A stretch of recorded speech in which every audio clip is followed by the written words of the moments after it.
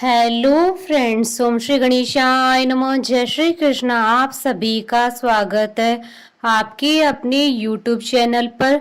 Friends, आज हम आपको इस वीडियो में बताने जा रहे हैं वैशाख मास महात्म के 20वें अध्याय के बारे में तथा स्कंद पुराण के अनुसार वैशाख मास महात्म के 13वें अध्याय के बारे में। फ्रेंड्स, वीडियो शुरू करने से पहले आपसे रिक्वेस्ट है, अगर आप हमारे चैनल पर नए हैं और आपने अभी तक चैनल को सब्सक्राइब नहीं किया है तो प्लीज सब्सक्राइब कीजिएगा चैनल को, साथ ही प्रेस कीजिएगा बेल आइकन को, जिससे नए वीडियो से रिलेटेड नोटिफिकेशन आपको तुरंत प्राप्त हो सके। और वीडियो पसंद आने पर वीडियो को लाइक और शेयर जरूर कीजिएगा ताकि सभी भक्तों को इस वीडियो का लाभ प्राप्त हो सके।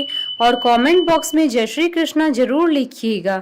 वैशाख मास महात्म सब प्रकार के विघ्नों का नाश करने वाले तथा सारी सृष्टि का पालन करने वाले श्री गणेश जी, ज्ञान की दाता देवी श्री सरस्वती जी तथा सब पुराणों के कर्ता श्री व्यास जी तथा श्री गुरुदेव जी के चरण कमलों में नमस्कार करके भगवान की श्रद्धा और भक्ति रस से डूबे हुए वैशाख मास महात्म की कथा कहती हूँ। वैशाख मास की अंतिम 3 तिथियों का महत्व श्रुतदेव जी कहते हैं। राजेंद्र, वैशाख के शुक्ल पक्ष में जो अंतिम 3 तिथियां त्रयोदशी से पूर्णिमा तक है वह बड़ी पवित्र और शुभ कारक है।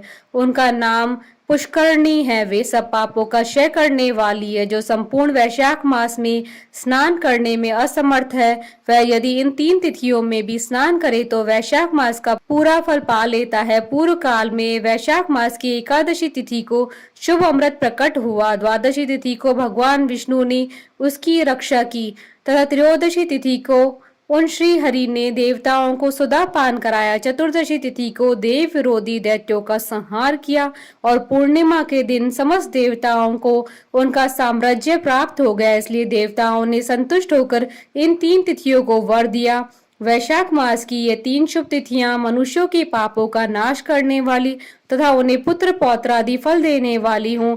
जो मनुष्य संपूर्ण मास में स्नान न कर सका वह इन तिथियों में स्नान कर लेने पर पूर्ण फल को ही पाता है। वैशाख मास में लौकिक कामनाओं का नियमन करने पर मनुष्य निश्चय ही भगवान विष्णु का सायुज्य प्राप्त कर लेता है। महीने भर में नियम निभाने में असमर्थ मानव यदि उक्त 3 दिन भी कामनाओं पर संयम कर सके तो उतने से ही पूर्ण फल को पाकर भगवान विष्णु के धाम में आनंद का अनुभव करता है।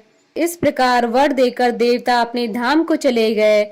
अतः पुष्करणी नाम से प्रसिद्ध अंतिम 3 तिथियां पुण्यदायिनी, समस्त पाप राशि का नाश करने वाली तथा पुत्र पौत्र को बढ़ाने वाली है। जो वैशाख मास में अंतिम 3 दिन गीता का पाठ करता है उसे प्रतिदिन अश्वमेघ यज्ञ का फल मिलता है। जो उक्त तीनों दिन विष्णु सहस्त्र नाम का पाठ करता है उसके पुण्य फल का वर्णन करने में इस भूलोक तथा स्वर्ग लोक में कौन समर्थ है।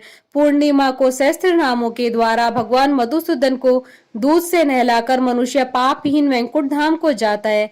वैशाख मास में प्रतिदिन भागवत के आधे या चौथाई श्लोक का पाठ करने वाला मनुष्य ब्रह्म भाव को प्राप्त होता है। जो वैशाख मास के अंतिम 3 दिनों में भागवत शास्त्र का श्रवण करता है वह जल से कमल के पत्ते की भांति कभी पापों से लिप्त नहीं होता है।